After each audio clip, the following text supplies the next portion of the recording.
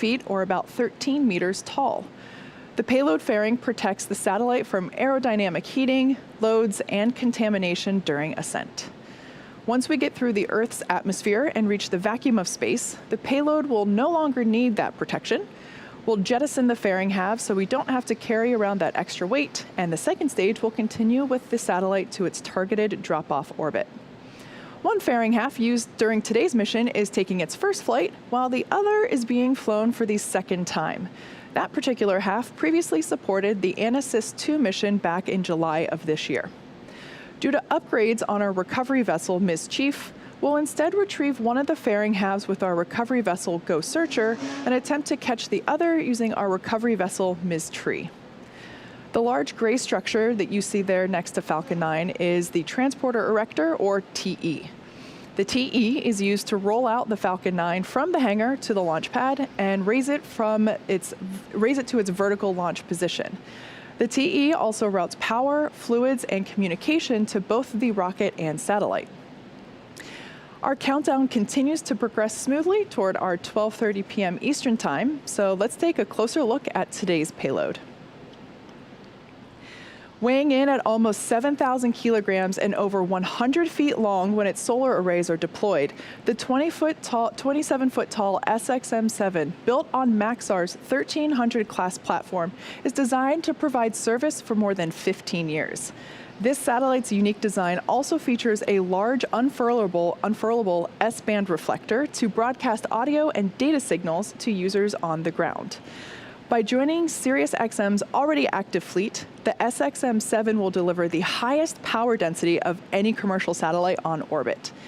This new satellite will send more than 8,000 watts of content to the continental United States, Canada, Puerto Rico, and the Caribbean, which in turn provides users with a better signal quality and broader reach. Now, as the clock countdown continues for our on-time liftoff of 12:30 p.m. Eastern, let's take a moment to learn a little bit more about the SXM-7.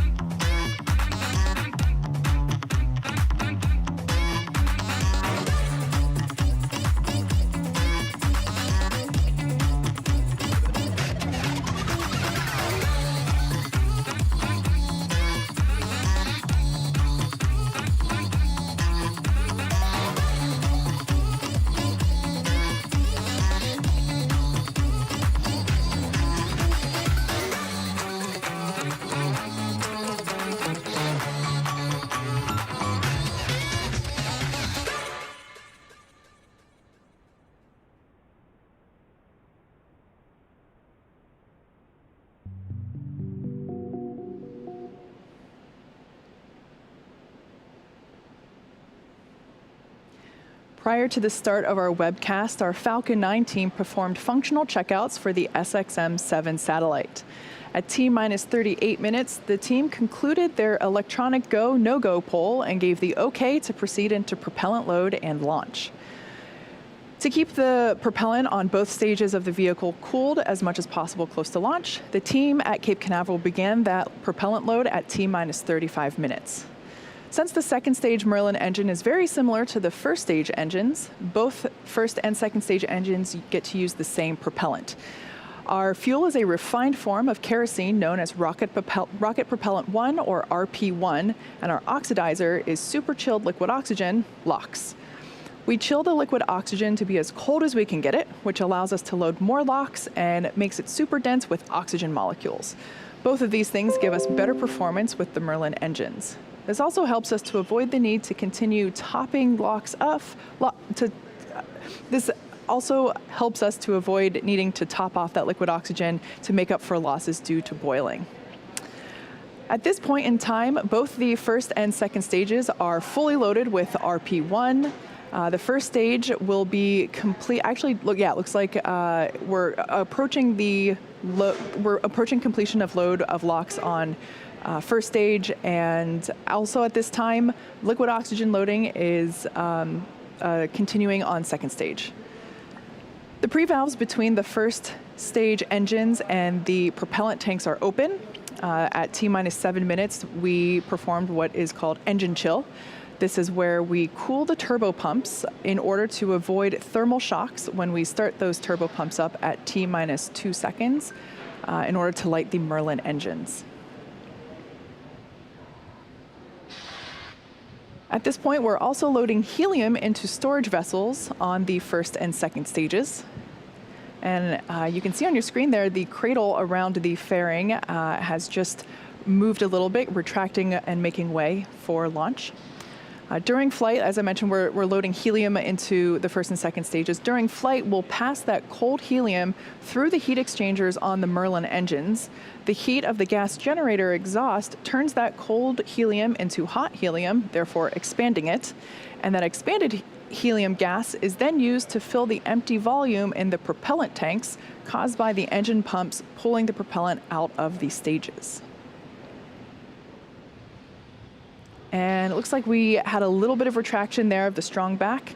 That is essentially just moving back a little bit, about 2 degrees into the pre-launch position, 2 degrees away from the rocket.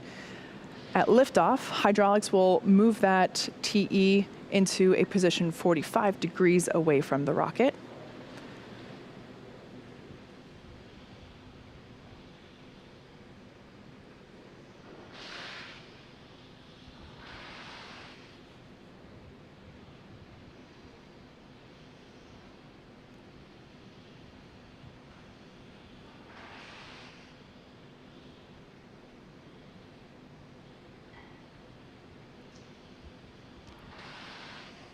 At this point in time, the first stage propellant loading is complete for LOX and fuel. The second stage fuel loading is complete, and the LOX loading will complete at T-minus 2 minutes. 1 minute before liftoff, you'll hear the announcement that Falcon 9 is in startup.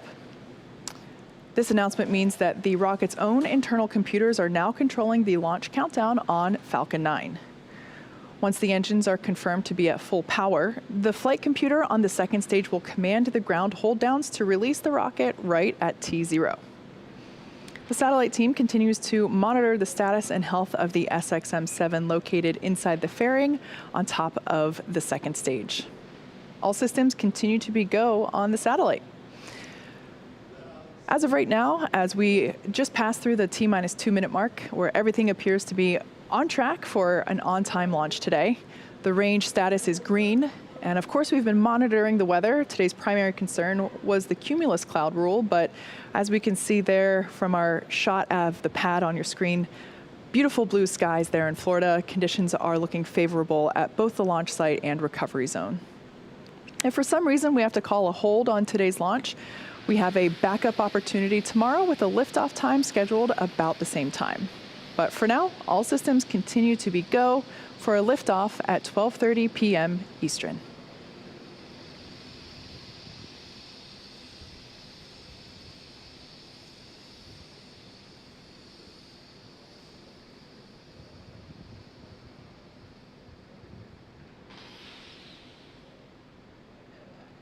F9's in startup. So there we heard the call out. F9 is in startup, meaning that the flight computers have taken control of the launch countdown for Falcon 9. First and second stages are beginning to pressurize for launch. The white clouds that you see there is just... LD is go for launch. There we heard the final call. LD is go for launch.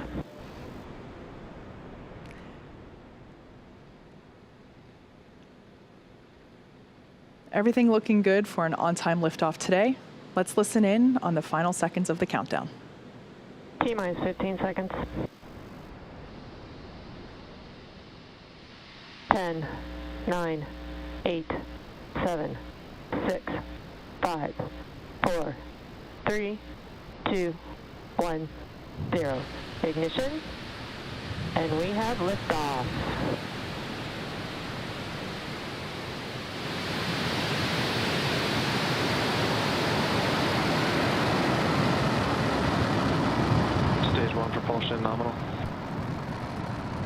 Vehicle's pitching downrange.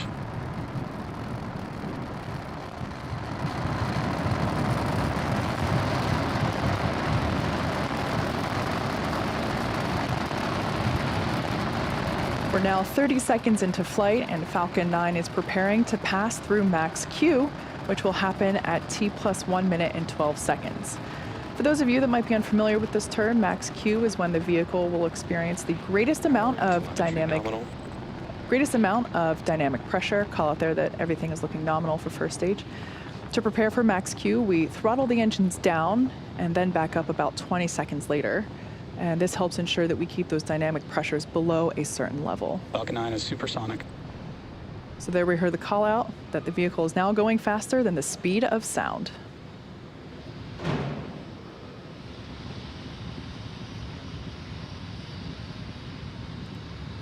Vehicle is experiencing maximum dynamic pressure. So there we heard the call out that the vehicle is passing through max Q. Again, that's the moment in which the vehicle experiences the greatest amount of dynamic pressure, greatest amount that it'll see throughout flight.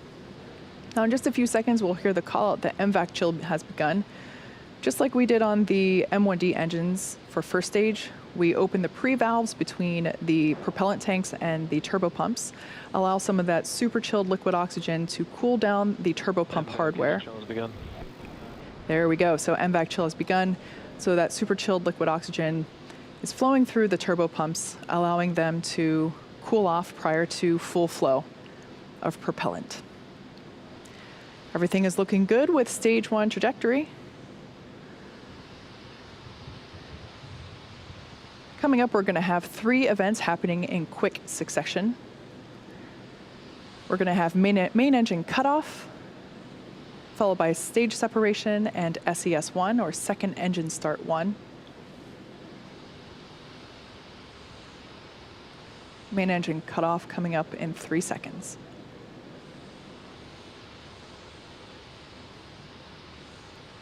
And Miko. Stage separation confirmed. All right, there on your screen we have confirmation of stage separation as well as MVAC ignition.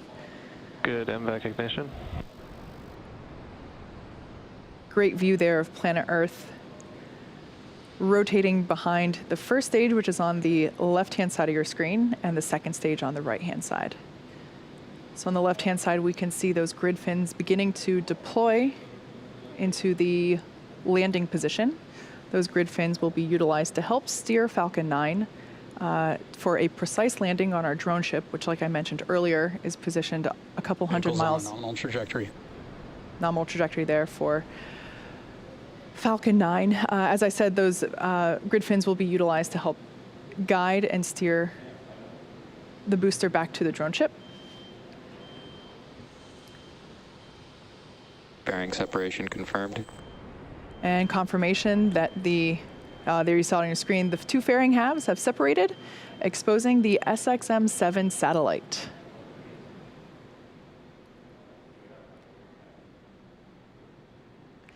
If you look closely, you can actually see the fairing disappearing from view in the background there. Currently at T plus 4 minutes and 3 seconds into flight, and we're performing the first of 2 planned MVAC burns.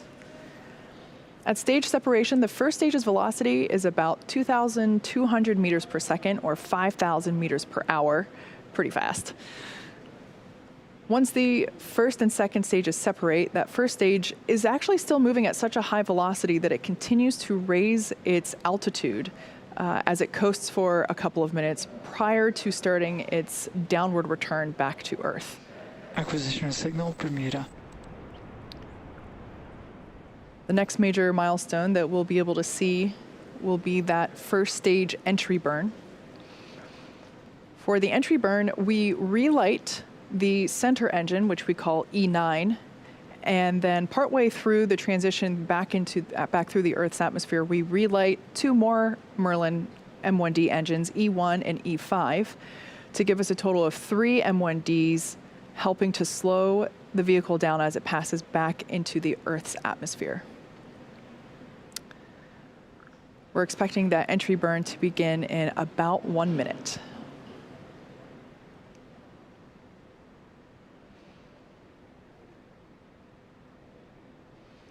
Trajectory continues to look good there on second stage, carrying the SXM-7 satellite for Sirius XM.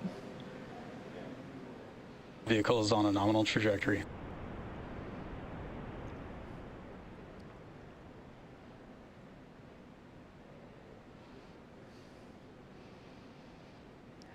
Gorgeous views of first stage as it has now reoriented itself, coasting through apogee and now returning back down. As I mentioned, we will be performing 2 maneuvers for that landing. First, entry burn coming up in about 10 seconds, followed of course by the landing burn on the drone ship. Stage 1 FTS is safed. First stage is currently about 50 miles above the Earth's surface. Stage 1 entry burn has started. There we can see that the entry burn has begun on the left-hand side of your screen for that first stage re-entry. Again, we start by igniting the center engine first and then reignite 2 more engines to give us a total of 3 engines, allowing us to slow the vehicle down as it re-enters the Earth's atmosphere. Entry burn, shut down. And shutdown of those 3 engines for entry burn.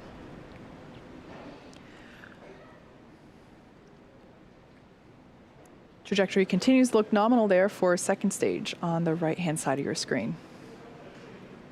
I love that view of the MVAC nozzle glowing orange with Earth behind it.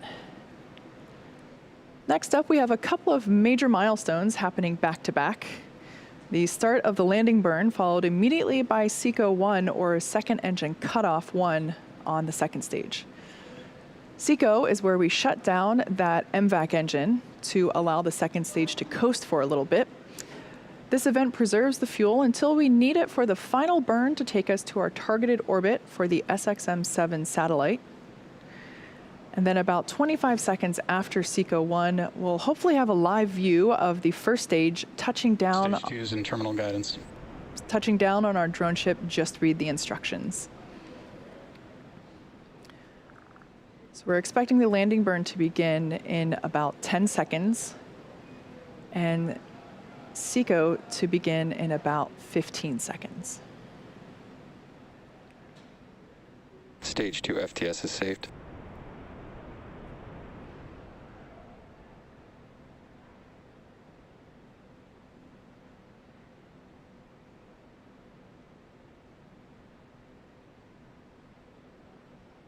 Everything continued to looking nominal. And there we heard the call out of SECO. And tuning in for that landing on the left-hand side. Hopefully we stick it. Looks like we lost the feed there. We'll try to bring that back to you whenever we have the opportunity. But we did hear the call out that we have good orbit for the second stage. So nominal orbital insertion.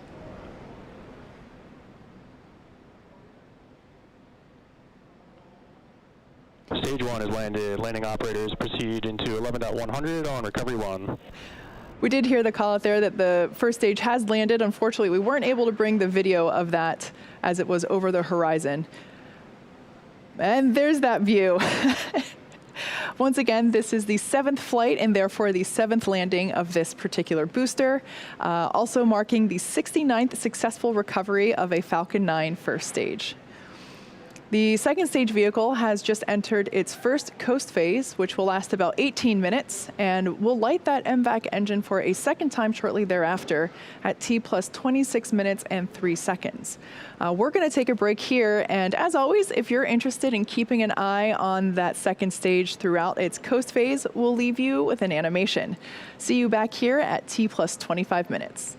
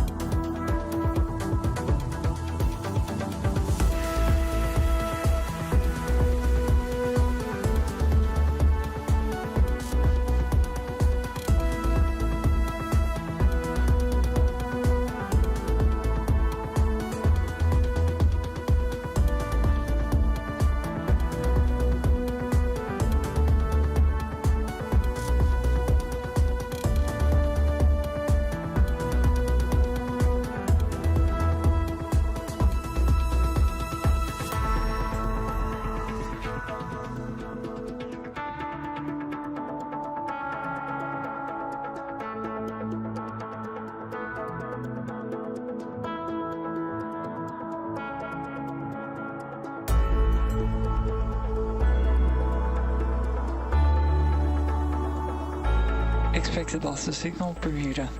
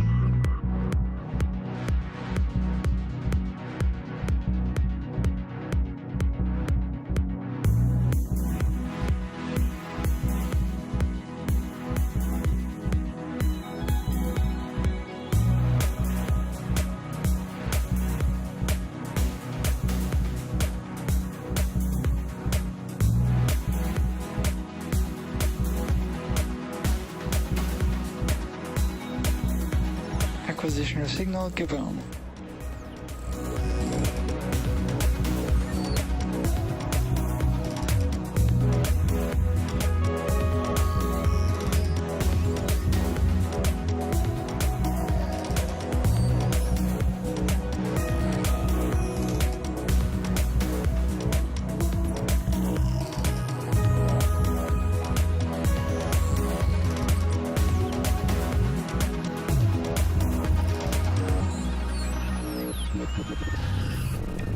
Welcome back to our webcast for the Sirius XM SXM-7 mission.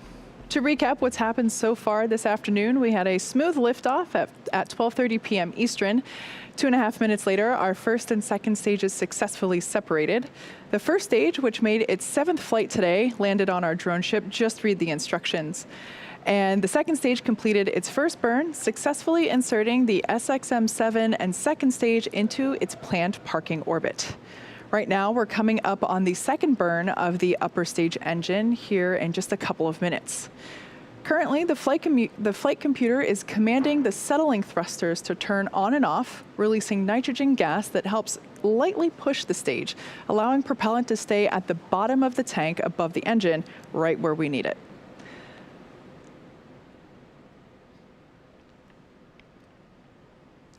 We're expecting that second engine start 2 to occur in a couple of seconds.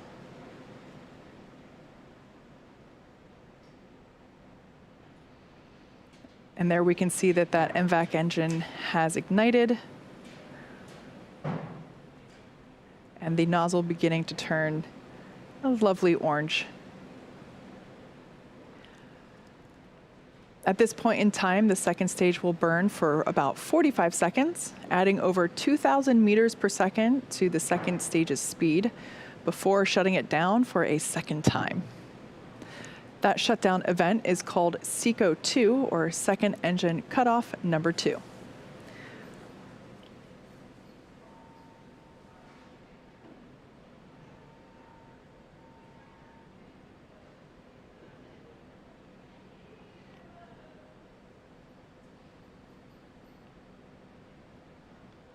This burn places the SXM satellite into the required orbit prior to separating it from Falcon 9.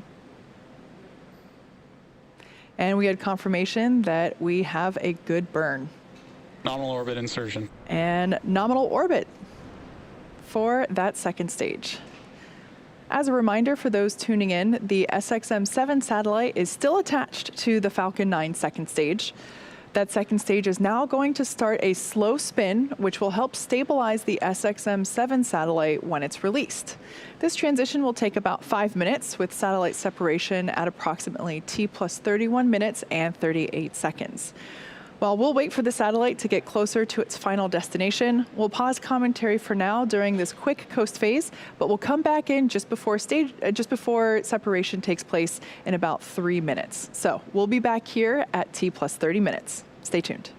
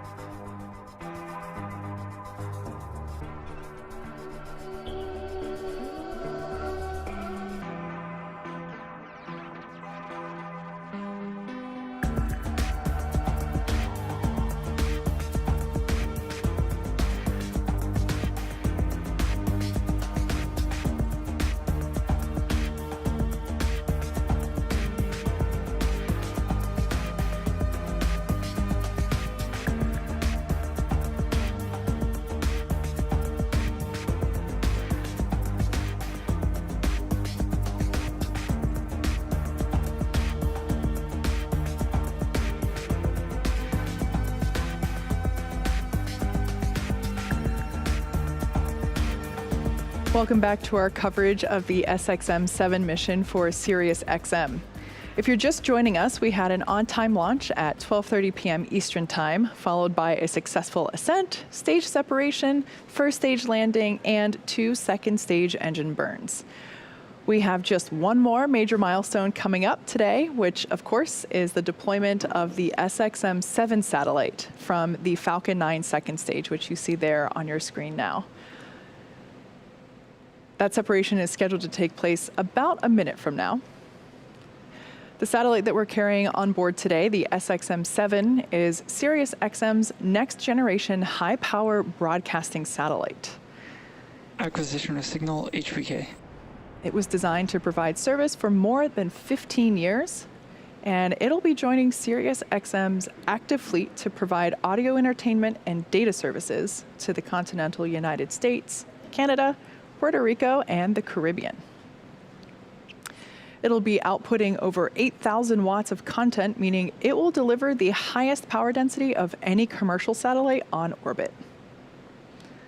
And it's intended to replace the XM3 satellite that is currently on orbit, about 20 seconds away from that payload deployment.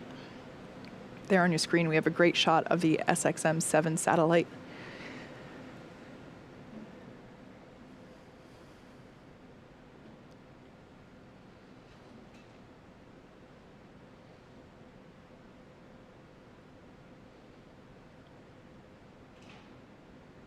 Payload separation confirmed. And there on your screen, we can see that the payload has separated.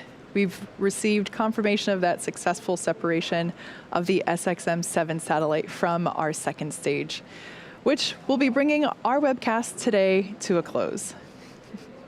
Thank you to Sirius XM for entrusting us with the SXM-7 satellite.